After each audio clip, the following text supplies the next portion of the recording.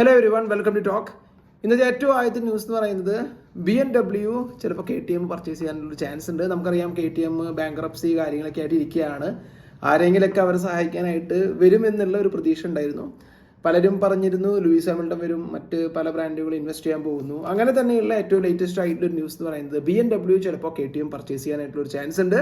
അങ്ങനെ പർച്ചേസ് ചെയ്ത് കഴിഞ്ഞാൽ ഉണ്ടാകുന്ന പ്രശ്നങ്ങൾ എന്താണെന്ന് വെച്ചിട്ടുണ്ടെങ്കിൽ ഏകദേശം 4500 പേർക്ക് ഓസ്ട്രിയയിലെ ജോലി നഷ്ടപ്പെടും. അതിനുള്ള കാരണം എന്താണെന്ന് വെച്ചിട്ടുണ്ടെങ്കിൽ റിസർച്ച് ആൻഡ് ഡെവലപ്മെന്റ് BMW പതുക്കെ ജർമ്മനിയിലേക്കാക്കും. പ്രൊഡക്ഷൻ എന്ന് പറയുന്നത് ഫുള്ളായിട്ട് ഇന്ത്യ അതുപോലെ തന്നെ ചൈന പോലെയുള്ള രാജ്യങ്ങളിലേക്ക് മാറ്റും. അപ്പോൾ ഇന്ത്യയിൽ ആര് പ്രൊഡക്ഷൻ ചെയ്യുക അല്ലെങ്കിൽ ആരാണ് അവരെ പ്രൊഡക്ഷൻ ചെയ്യാൻ വേണ്ടി ഹെൽപ്പ് ചെയ്യാന്ന് ചോദിച്ചു കഴിഞ്ഞാൽ നമുക്കറിയാം BMWക്ക് ഇന്ത്യയിലുള്ള പാർട്ണർഷിപ്പ് എന്ന് പറയുന്നത് TVSന്റെ കൂടെയാണ്. അതുകൊണ്ട് തന്നെ TVS ആയിരിക്കും ചിലപ്പോൾ KTM മോട്ടോർ സൈക്കിൾ ഡെവലപ്പ് ചെയ്യുക. സോ ഡെവലപ്പ് ചെയ്യുക മീൻസ് പ്രൊഡക്ഷൻ ചെയ്യുക. ഇനി അങ്ങനെ പ്രൊഡക്ഷൻ ചെയ്യാന്ന് പറയുമ്പോൾ എനിക്ക് അപ്പോഴുള്ള ഡൗട്ട് എന്ന് പറയുന്നത് ബജാജ് എന്ത് ചെയ്യും, അല്ലെങ്കിൽ ബജാജ് അത് നോക്കി നിൽക്കുമോ എന്നുള്ളതാണ്. എനിക്ക് തോന്നുന്നില്ല TVSനെ ഫുള്ളായിട്ട് പ്രൊഡക്ഷൻ ചെയ്യാൻ സാധിക്കുമെന്ന്. കാരണം ബജാജിന് അത്യാവശ്യം നല്ലൊരു സ്റ്റാക്ക് KTMൻ്റെതുണ്ട്. അതിനോടൊപ്പം തന്നെ അടുത്തൊരു റൂമർ എന്ന് പറയുന്നത് ബജാജും ചിലപ്പോൾ ഈ KTMലേക്ക് ഇൻവെസ്റ്റ് ചെയ്യാനായിട്ടുള്ള ചാൻസ് ഉണ്ട്. ഏകദേശം 1360 കോടി രൂപയാണ് ബജാജ് KTMലേക്ക് ഇൻവെസ്റ്റ് ചെയ്യാനായിട്ടുള്ള ഒരു ചാൻസിനെ കുറിച്ചുള്ള റൂമേഴ്സ് പറയുന്നത്. എന്തായാലും ഇതൊക്കെയാണ് KTMന്റെ ഇപ്പോഴത്തെ കുറച്ച് കാര്യങ്ങൾ നമുക്ക് അറിയാനായിട്ടുള്ളത്. അതുപോലെ തന്നെ എന്തുകൊണ്ടാണ് BMW ഇത്രയും വലിയൊരു ഇൻവെസ്റ്റ്മെന്റ് KTMന് നടത്താൻ പോകുന്നത് ചോദിച്ചു കഴിഞ്ഞാൽ നമുക്ക് ഓൾറെഡി അറിയാം KTMന് അത്യാവശ്യം നല്ല കുറേ മോഡൽസ് ഉണ്ട്. അതിനോടൊപ്പം തന്നെ BMW MotoGPയിലേക്ക് എൻ്റർ ചെയ്യാനായിട്ടുള്ള കുറച്ച് കാര്യങ്ങൾ ചെയ്യുന്നുണ്ട്. സോ KTMന്റെ കൂടെ എൻ്റർ ചെയ്യുകയാണെന്നുണ്ടെങ്കിൽ അത് അവർക്ക് കുറച്ചുകൂടി ബെനിഫിറ്റ് ആണെന്നുള്ളത് BMW നല്ലപോലെ അറിയാം. സോ അങ്ങനെയുള്ള ഒരു ലക്ഷ്യം ഉണ്ടായിരിക്കാം. ഇനി അടുത്ത കാര്യം BMWന്റെ G310Rഉം G310 GSഉം ഡിസ്കണ്ടിന്യൂ ചെയ്യുകയാണ്. ഓൾറെഡി ഡിസ്കണ്ടിന്യൂഡ് ആയി. നമുക്കറിയാം ഓൾറെഡി ഈ പറയുന്ന രണ്ട് മോഡലിനും അത്ര വലിയൊരു സെയിലില്ല. അതിനോടൊപ്പം തന്നെ ഏകദേശം ഡിസംബറിൽ 50,000 രൂപയൊക്കെ ഡിസ്കൗണ്ട് കൊടുത്തിട്ടുണ്ടായിരുന്നു.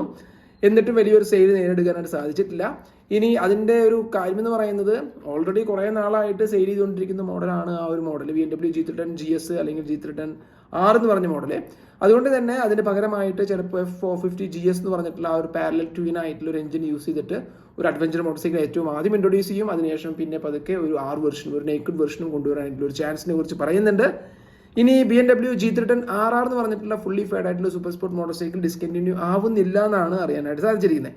അതാണ് BMW G310Rഉം GSന്റെയും കാര്യം. ഇനി അടുത്തൊരു കാര്യം, KTMന്റെ സൂപ്പർ മോട്ടോ സീരീസ് ആയിട്ടുള്ള SMC 390R എന്ന് പറഞ്ഞ മോട്ടോർ സൈക്കിൾ അഗെയിൻ ഇന്ത്യയിൽ സ്പൈ ഷോട്ട് ചെയ്തിരിക്കുകയാണ്. സ്പൈ ഷോട്ട് എന്ന് പറയുമ്പോൾ നമുക്ക് അറിഞ്ഞ കാര്യം എന്ന് പറയുന്നത് SMC എന്ന് പറയുന്ന സൂപ്പർ മോട്ടോ എന്ന് പറയുന്ന മോട്ടോർ സൈക്കിളിന് ഇന്ത്യയിൽ അത്രയും വലിയൊരു ഫാൻസ് ഇല്ല. കാരണം ഇത് ഇന്ത്യക്കാർക്ക് പുതിയൊരു കൺസെപ്റ്റാണ്. അതുകൊണ്ട് തന്നെ ഈ ഒരു മോഡൽ ഇന്ത്യയിലേക്ക് വരുന്നുണ്ടെങ്കിൽ തന്നെ ലിമിറ്റഡ് ആയിട്ടുള്ള യൂണിറ്റ് ആയിട്ടായിരിക്കും വരിക. ഇനി ഇന്ത്യയിലേക്കുള്ള മോഡലാണെന്നുള്ളത് കൺഫേം ചെയ്യാനായിട്ടുള്ള കാര്യങ്ങൾ നോക്കുകയാണെന്നുണ്ടെങ്കിൽ ടെസ്റ്റിംഗ് ചെയ്യുന്ന മോഡലിന് ഒരു സാരി ഗാർഡ് ഉണ്ടായിരുന്നു. അതിനോടൊപ്പം തന്നെ പിന്നെ ഗ്രാബ് ബാർസ് കുറച്ചും കൂടി സ്ട്രോങ് ആയിട്ടുള്ള ഇന്ത്യയിലേക്കൊക്കെ റെഗുലേഷൻ അനുസരിച്ചിട്ടുള്ള ഒരു ഗ്രാബ് ബാർ നമുക്ക് കാണാനായിട്ട് സാധിച്ചിട്ടുണ്ട്. അപ്പോൾ എന്തായാലും ആളുകളുടെ ഇൻട്രസ്റ്റ് അനുസരിച്ചിട്ട് ഈ പറയുന്ന മോഡൽ SMC R എന്ന് പറഞ്ഞിട്ടുള്ള 390 സീരീസ് ആയിട്ടുള്ള പുതിയ generation super moto motorcycle ഇന്ത്യയിലേക്ക് വരും. എന്തായാലും എൻഡ്യൂറോ എന്ന് പറഞ്ഞത് ഇപ്പോൾ അടുത്ത ലോഞ്ച് ആവും. നമുക്കറിയാം ഓൾറെഡി അത് കമ്മിങ് സൂൺ എന്ന് പറഞ്ഞിട്ടുള്ള പോസ്റ്ററൊക്കെ KTM തന്നെ ഷോക്കേസ് ചെയ്തിട്ടുണ്ട്.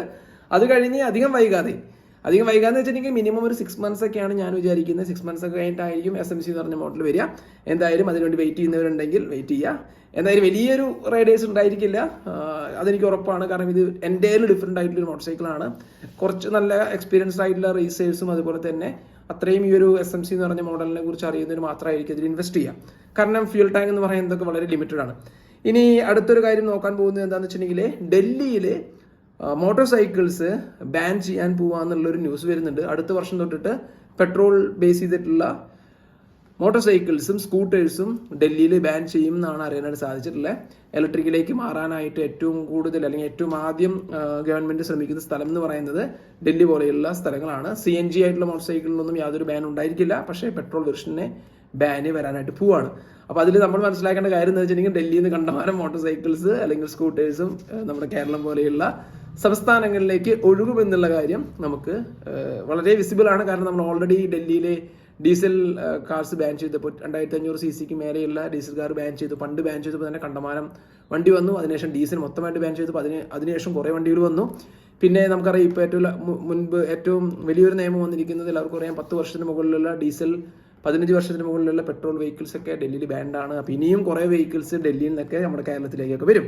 അതുപോലെ തന്നെ ഇന്റർനാഷണൽ ന്യൂസ് നോക്കുകയാണെന്നുണ്ടെങ്കിൽ യൂറോപ്യൻ യൂണിയൻ പെട്രോൾ വെഹിക്കിൾസും ഡീസൽ വെഹിക്കിൾസും ബാൻ ചെയ്യാൻ പോവുകയാണ്. 2035 കൂടിയിട്ട് പെട്രോൾ ഡീസൽ വെഹിക്കിൾസ് യൂറോപ്യൻ യൂണിയനിലുള്ള രാജ്യങ്ങളിൽ ഉണ്ടായിരിക്കില്ല. അപ്പോൾ അതും വലിയൊരു കൺസെപ്റ്റാണ് വരാൻ പോകുന്നത്. ഏറ്റവും കൂടുതൽ ഫോക്കസ് ചെയ്യുന്നത് ഇലക്ട്രിക് വെഹിക്കിളിലേക്കും അതുപോലെ തന്നെ ഹൈഡ്രജൻ വെഹിക്കിൾ, ഹൈബ്രിഡ് വെഹിക്കിളിലേക്കാണ്. അതാണ് ഈ പറയുന്ന യൂറോപ്യൻ യൂണിയനെ ബേസ് ചെയ്തിട്ടുള്ള ന്യൂസ്. ഇനി ഏറ്റവും അവസാനത്തെ ന്യൂസ് എന്ന് പറയുന്നത് ഡുക്കാറ്റിയുടെ മോട്ടോക്രോസ് വെഹിക്കിൾ പ്രൊഡക്ഷന് വേണ്ടിയിട്ടുള്ള നമുക്കൊക്കെ പർച്ചേസ് ചെയ്യാൻ പറ്റുന്ന ഡെസ്മോ 450 MX എന്ന് പറഞ്ഞിട്ടുള്ള മോട്ടോക്രോസ് മോട്ടോർ സൈക്കിൾ ലോഞ്ച് ചെയ്തു.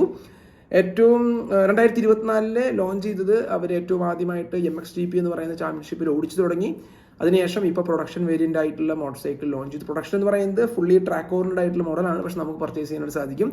റൈഡർ എന്ന് പറയുന്നത് എനിക്ക് ഏറ്റവും ഫേവറേറ്റ് ആയിട്ടുള്ള ഒരു റൈഡറാണ്. അന്റോണിയോ കൈറോളി എന്ന് പറഞ്ഞിട്ടുള്ള റൈഡറാണ് ഈ പറയുന്ന 2024 ചാമ്പ്യൻഷിപ്പിൽ ഓടിച്ചതും. അതുപോലെ അതിനോടൊപ്പം തന്നെ ഈ ഒരു വർഷം ഈ ഒരു മോട്ടോർ സൈക്കിൾ ഷോക്കേസ് ചെയ്തതും ഡെമോൺസ്ട്രേഷനൊക്കെ ചെയ്തത് അദ്ദേഹമാണ്.